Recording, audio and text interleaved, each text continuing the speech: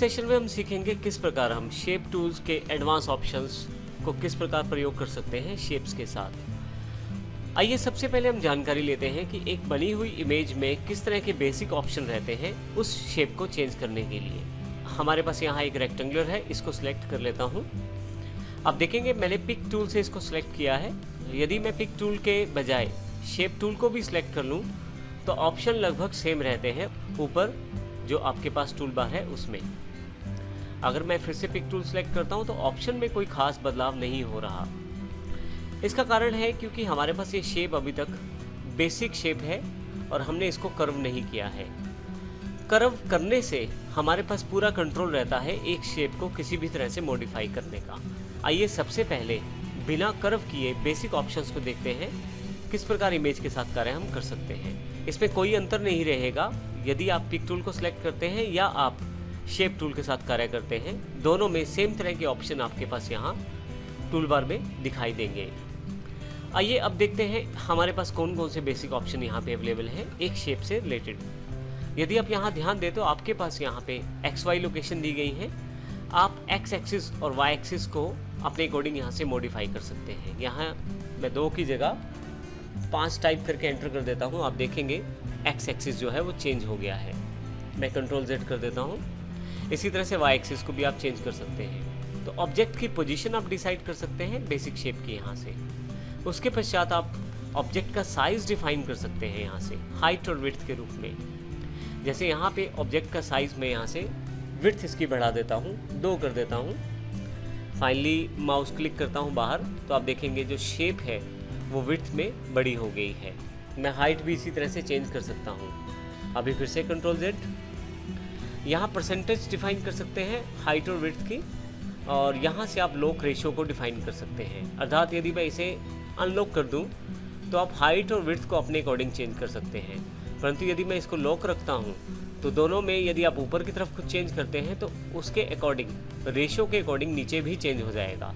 जैसे यहाँ मैं 150 कर देता हूँ और बाहर एंटर कर देता हूँ तो आप देखेंगे दोनों में 150 हो गया है।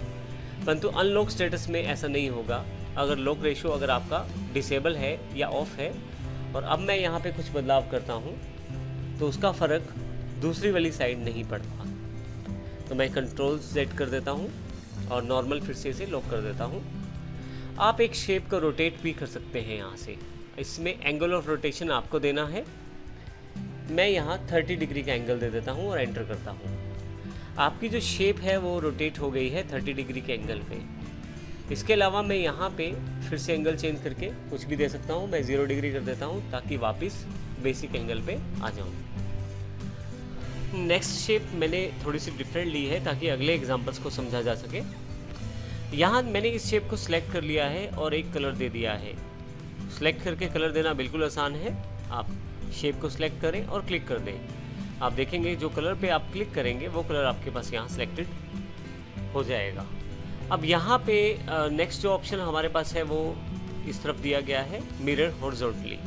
अगर मैं इसको क्लिक कर देता हूँ तो आप देखेंगे जो इमेज है वो मूव कर जाएगी हॉरिजॉन्टली इस प्रकार से। यहाँ मैं इसको थोड़ा सा एंगल भी दे देता हूँ ताकि अगली एग्जांपल भी समझा जा सके। कुछ इस तरह से देखिए आप। इसी तरह से यदि आप वर्टिकली मूव करना चाहते हैं या वर्टिकली फ्लिप करना चाहते हैं तो आप वर्टिकली फ्लिप कर सकते हैं कुछ इस तरह से। तो इस प्रकार आप इन मिरर ऑप्शंस का प्रयोग कर सकते हैं हॉरिजॉन्टली और वर्टिकली। फिर से मैं इस ऑब्जेक्ट को डिलीट कर देता हूँ और बेसिक शेप ड्रॉ कर लेता हूँ जो कि रेक्टेंगल है मेरे पास। अब यहाँ पे आपके पास 3 ऑप्शन दिए गए हैं। जैसे सबसे पहले राउंडेड रेक्टेंगल है राउंडेड कॉर्नर के साथ। इसके लिए मैं यहाँ से शेप टूल सेलेक्ट कर लेता हूँ और यहाँ से मैं इसको राउंड करने की कोशिश करता हूँ और ये राउंडेड हो जाता है। ये हमने पिछले एग्जाम्पल में भी किया है। इसी के साथ यहाँ पे स्कैल्प्ड ऑप्शन अवेलेबल है जिसमें आप कॉर्नर्स को स्कैल्प कर सकते हैं कुछ इस तरह से, राउंडेड कुछ इस तरह से और स्कैल्प्ड कुछ इस तरह से है। नेक्स्ट ऑप्शन आपके पास यहाँ पे चैम्फर्ड है।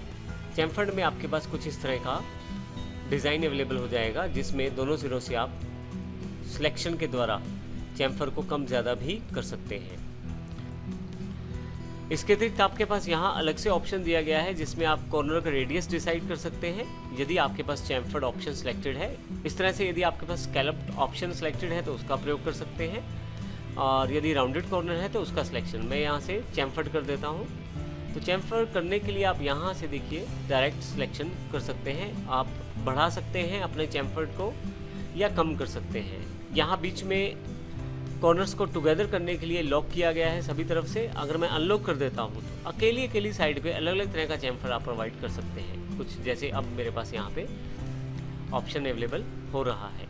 देखिए आप नीचे की तरफ इमेज जो है वो मैं मॉडिफाई कर रहा हूँ अलग अलग चैम्फर प्रोवाइड करके अलग अलग सिरे पे। तो इस प्रकार से आप इसको प्रयोग भी कर सकते हैं। दोबारा चाहें तो लॉक कर सकते हैं ताकि एक ही रेशो में सभी तरफ से प्रभाव पड़े। रेलेटिव कॉर्नर स्केलिंग अगर आप ऑन रखते हैं तो आपके पास सभी तरफ से एक ही साइज में एक ही स्केल में कॉर्नर्स को डिसाइड किया जाता है।